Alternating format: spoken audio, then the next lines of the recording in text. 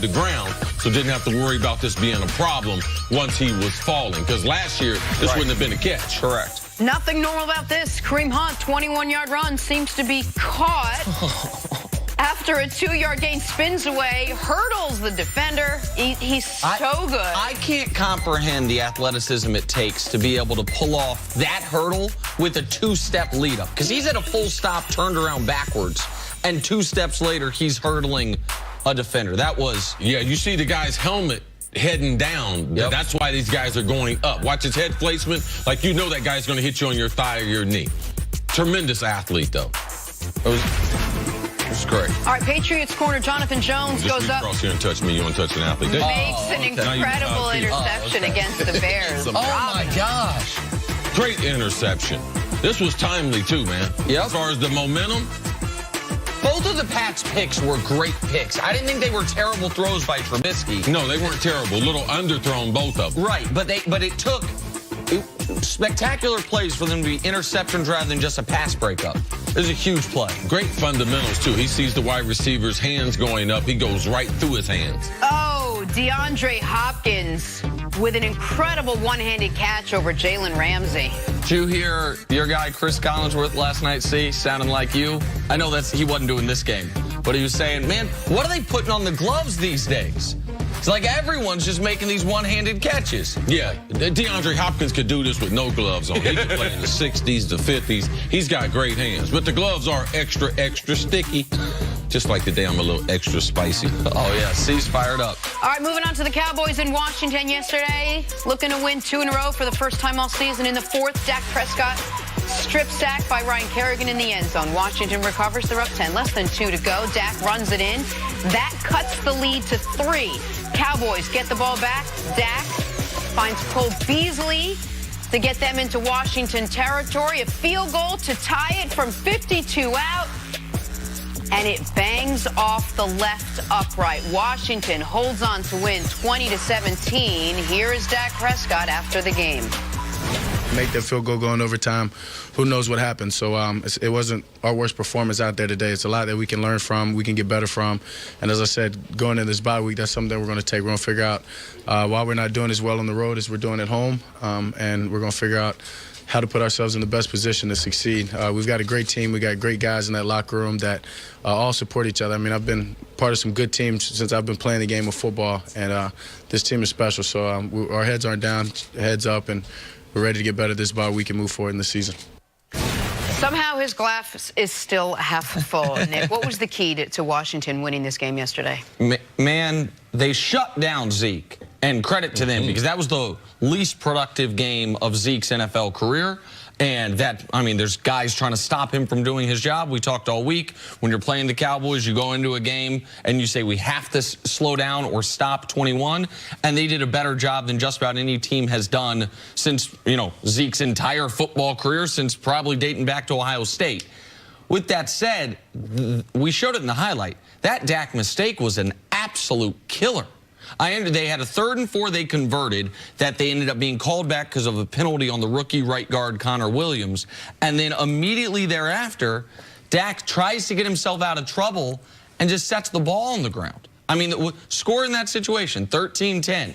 You're right there, and that, I mean, it's hard to overcome that. Now, they almost did. I understand they had a 47-yard field goal that turned into a 52-yard field goal because of a snap infraction, and they miss it. But when you're that limited offensively, if you let the other team score on defense, very difficult to come back from. I got to give a lot of credit to Jay Gruden. We don't talk about Jay much. Jay hadn't been talked about much of his career. You know, with his brother, John Gruden, getting most of the attention. Yeah. Even in his retirement, John was more popular as a broadcaster there at the other network. And Jay, he's out here trying to make a living as an NFL coach. But for him to have his #1 running back from LSU, they get him this year. He gets hurt.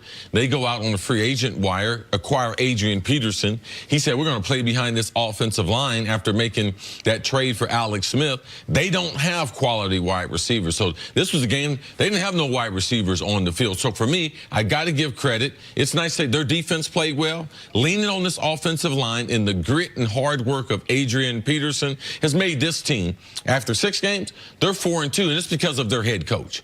Like, it's a tough, gritty football team. There's not one unit on this team you're in love with. Most of the running backs are hurt. Alex Smith is who he is, 14 completions yesterday. Wide receivers, defensive backfield. Josh Norman is not the player he was. They do have a consistent little pass rush as a group, but not a great group of linebackers. It has to be the head coach and what he's doing week in and week out, giving Washington a chance. That's why they're in the conversation of, well, who's the best team in the NFC East? You got to give Washington after their win, and especially if you watch the game, like, this is a good quality football team. Both these teams need a wide receiver. I mean, we're approaching the trade deadline. If Washington can add one of those top wide receivers who might be available, we'll be talking about later, maybe Amari Cooper, maybe some other guys, Demaryius Thomas, they're from Denver. Man, they would be in position to get them a playoff spot in the NFC. The only unit on Washington that I feel like is B+ or better is their offensive line. And yesterday it looked like they had the best offensive line on the field. Yesterday it looked like Trent Williams and Scherf and those guys. Listen, I want to give Peterson credit because I've been down on him for 2 years now, and this year he is having a resurgence. So, like, I didn't think that was possible after the football I watched him play last year, but a lot of that credit goes to him and that offensive line, who is playing excellent football throughout the year, keeping Alex Smith upright and opening those holes for Peterson. But if you're Dallas, you look at this game and you say, Washington beat us with our blueprint. You said 14 completions, right? Ran for over 100 yards. That won the turnover battle. Won the, I think, won the time of possession battle barely. Was close, but won. Like, all of the things that Dallas tries to do to win football games was solid in special teams. Washington was able to do to them. And yet we go into every game that Dallas plays and we almost expect them to win because we feel like they have such a storied franchise, and this is what they do. But if you look at the Cowboys and Washington over the last couple of years, since 2015, Cowboys are 29-26. Washington, 28-25-1. Why do we just expect so much from these Cowboys? Why do we assume that they've got so much success the last couple of years? It's just hype, Jenna. It's hype. I mean, they got a lot of fans. They got a lot of fans out there, and the media love the Cowboys, but it's hype.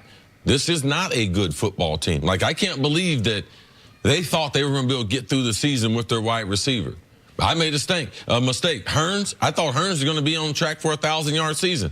No, he looks like a number 2, 3-ish for wide receiver. The only wide receiver that they have is Michael Gallup, the young kid they just drafted this year. He's the only promising wide receiver they have that can play outside. Cole Beasley, he needs some help.